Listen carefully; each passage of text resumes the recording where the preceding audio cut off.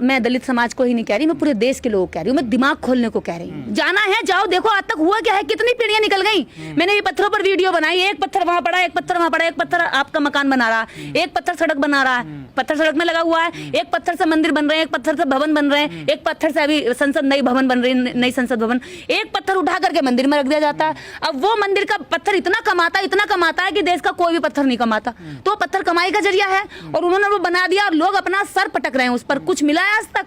अरे किसी ने आज तक उसके अंदर से निकल के दर्शन नहीं दिए, किसी ने आज तक नहीं कहा कि कष्ट तेरे मैं खत्म कर दूंगा। निर्देश जी, आप पे आरोप लगता है कि आप धर्म को लेकर बड़ी आलोचना करती हैं। मैं धर्म की आलोचना नहीं करती, मैं अंधविश्वास की आलोचना करती हूँ। अब जो अंधविश्वासी होगा वो मुझसे नाराज हो जाएगा। कहते हैं ना कि डॉक्टर जब फोड़े का इलाज करता है तो फोड़े में सुई भी लगाता है, और जब उसका इलाज करता तो ट्रीटमेंट के दौरान पेशेंट बड़ा तेज चिल्लाता, कई बार लात भी मार देता, कई बार गाली भी देता, गुस्सा खाता है। तो भाई मैं बुरा नहीं मानती, कहते ठीक है आरोप लगाए, आरोप तो छोड़ी, मुझ पर मुकदमा दर्ज हुआ है तो मैं उसका भी मैं कोर्ट में साक्ष्य पेश करूंगी या तो, और ये मुकदमा पूरे देश नहीं पूरी दुनिया के अंदर चर्चित होगा। कटघरे में एक तरफ इनका भगवान खड़ा होगा और एक तरफ निर्देश खड़ी होगी। तो सवाल है, आपके खिलाफ लोग होने लगे हैं जो दूसरे लोग हैं जिनकी आस्था, जो अपनी आस्था मानते हैं, तो आपको डर नहीं लगता इन चीजों? मेरे खिलाफ कोई नहीं हुआ है, मेरे खिलाफ वो लोग हुए जिसका धंधा मेरे शब्दों से बंद हो रहा है। मेरे खिलाफ ठाकुर नहीं हुए, मेरे खिलाफ शूद्र नहीं हुए, मेरे खिलाफ ओबीसी नहीं हुए, मेरे खिलाफ महिलाएं नहीं हुए, मेरे खिलाफ अहीर नहीं हुए, यादव नहीं हुए, कुर्मी नहीं हुए, लोधे नहीं हुए, चमार नहीं हुए, जाटव नहीं हुए, वाल्मीकि नहीं हुए। कौन हुआ मेरे खिलाफ? सिख नहीं हुए, जैनी नहीं हुए। मेरे साथ जैनी फोन करते हैं मुझे, बहन जी आप बहुत अच्छा काम कर रही हैं। मेरे पास बौद्धिस्ट फोन करते हैं, बहन जी आप बहुत अच्छा काम कर रही हैं। मेरे पास ठाकुर फोन करते हैं, कितनी बार फोन आते हैं हम लोगों के पास, घंटों घंटों बात करके कहते हैं बहन जी आप बहुत अच्छा काम कर रही हैं। पर कुछ लोगों के निशाने पर रहती हैं। सिख धर्म मुझे फोन करते हैं, मेरे पक्ष में वीडियो जारी करते हैं, बहन जी बहुत अच्छा।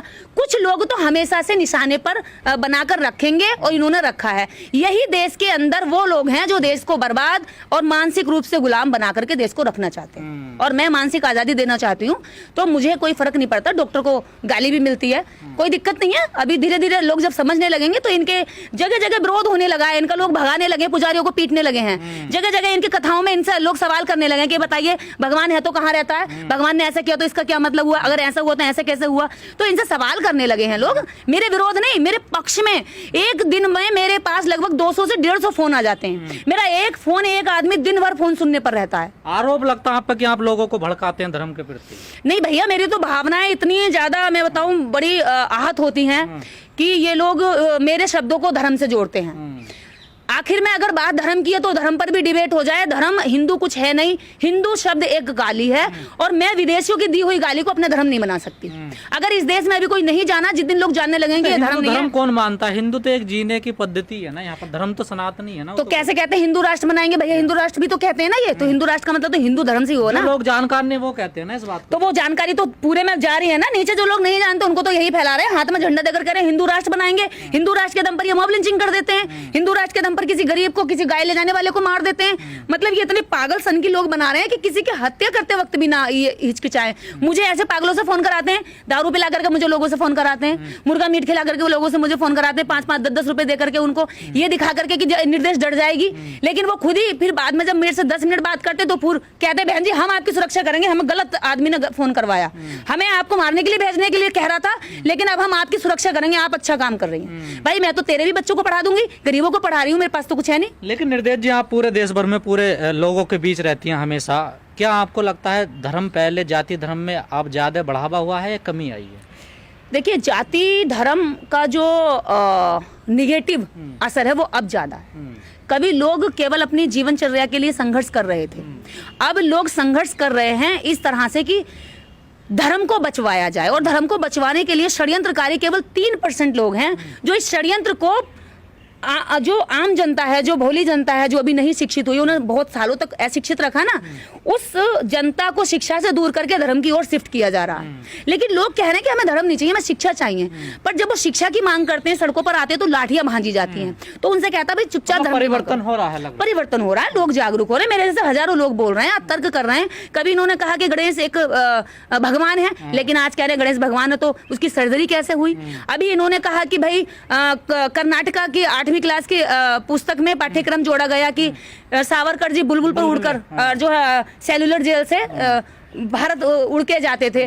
तो लोगों ने इतना विरोध किया, मुझे लगता है कि उस पाठ्यक्रम से वो जोड़ने की बजाय रोहित सिन्हा कोई थे जिनकी अध्यक्षता में वो सारी बॉडी बनी थी और उस पाठ्यक्रम को जोड़ा कि बुलबुल में घूमते थे देश भर में, ब्राह्मण करते थे। बिल्कुल बिल्कुल घूम कर जाते थे वो। तो अब उन्होंने कहा कि रोहित पता नहीं रोहित आगे नाम क्या है, कोई ब्राह्मण वर्ग के हैं, तो उन्होंने कहा कि उनकी अध्यक्षता में हुई है, तो सारा जोर उन पर डाल दिया अब कि भैया उन्होंने किया। अब वो हो सकता है चेंज की जाए, अगले वर्ष वो ऐड नहीं की जाएगी, क्योंकि जो पाठ्यक्रम जुड़ गया, जो आगे किताबों में वो तो चला गया, लेकिन अगली बार ये जरूर खत्म होगी, क्योंकि लोगों ने बहुत विरोध किया। विरोध नहीं किया, मजाक बनी। छोटे छोटे बच्चों से भी पूछा कि बेटा चिड़िया पे बैठ के उड़ सकते हैं? बोले मजाक कर रही हो दीदी, कैसे उड़ जाएंगे? चिड़िया मुझे कैसे ले जाएगी उड़ा करके, तो इतनी छोटी सी है ये, तो कहीं अगर मेरे को बैठ गएगा तो यहीं गिर जाएगी, ये बेचारी और मर जाएगी। पर सावरकर जाते थे, पर सावरकर जाते थे? नहीं भैया, ये सावरकर जाते नहीं थे। इसी तरह से ये अवतारों का वो करते हैं। अगर अभी ये देश के अंदर लोग पढ़े लिखे नहीं होते, जागरूक नहीं होते, तो यही देवता बन जाते। तो कुछ लोग कह रहे हैं मोदी जी भी तो अवतार हैं। हाँ तो भैया देखिए, मोदी जी को जैसे ये अवतार बता रहे हैं ना, इन्होंने जैसे जैसे अवतार बनाए हैं, एक अच्छे प्रधानमंत्री का ये सत्यानाश करने जा रहे हैं, क्योंकि अभी तक 33 करोड़ का सत्यानाश केवल एक संविधान ने कर दिया, डॉक्टर अंबेडकर की कलम ने कर दिया। तो अब एक अकेले मोदी जी का तो पता नहीं क्या नाश करेंगे। ये जितने देवता बने सबका सर्वनाश हुआ है इस देश के अंदर। सर्वनाश कैसे? उनकी आइडियोलॉजी कुछ नहीं है। मोदी जी को अच्छा प्रधानमंत्री मानते? हाँ, मैं तो अच्छा मानती हूँ, मेरे प्रधानमंत्री भाई साहब, मैं तो अच्छा मानती हूँ कि वह जितने भी काम कर रहे हैं इस देश के लोगों को जगाने का काम कर रहे हैं। उन्होंने जितने भी काम किए लोग उससे जागे हैं। भले ही उन्होंने इस तरह से किया, भले ही वो वैसे हो गया, लेकिन लोग जाग रहे हैं। अब मैं तो कहती हूँ मोदी जी ऐसे करते रहिए, लठ बजाते रहिए, और आप जितना अच्छा कर रहे हैं ना, बहुत बढ़िया कर रहे हैं। मैं तो जगाने का काम हो रहा है। ओ बहुत बढ़िया। आप जैसा प्रधानमंत्री मैंने नहीं देखा। अब आपसे पहले इतनी बार प्रधानमंत्री रहे, किसी ने नहीं जगाया, सबने स्वीट पॉइजन दे दे करके मारते रहे। आपने बहुत अच्छा किया, जगाते रहो। किस प्रकार की जागरूकता ला रहे हैं मोदी जी? मानसिक जागरूकता ला रहे हैं, दिमाग में लोगों के सवाल पैदा हो रहे हैं, दिमाग में लोग, अब देखिए जैसे इन्होंने ये कर्नाटक सरकार ने किया बुलबुल पे बैठकर, अभी और करिए ऐसे अवतार। इन्हीं अवतारों का जितना भी पोस्टमार्टम है, अभी की जनता हाथों हाथ कर देगी। पोस्टमार्टम तो करेगी, इनकी मजाक भी बनेगी। ये इतने मतलब क्या बताऊं कि गपोड़ गाल बजाते हैं कि कुछ भी कह दूंते हैं, और ये भी नहीं सोचते कि जब लोग तर्क करेंगे तो यार हम कहाँ फंस जाएंगे।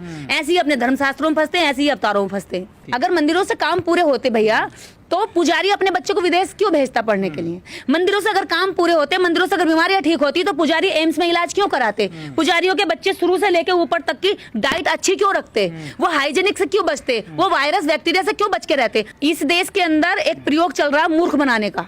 ये मूर्खों की एक बड़ी जमात खड़ी कर रहे हैं, और उन मूर्खों को बनाने के लिए उनके मुखिया बना दिए इन्होंने प्रवचन करने वाले।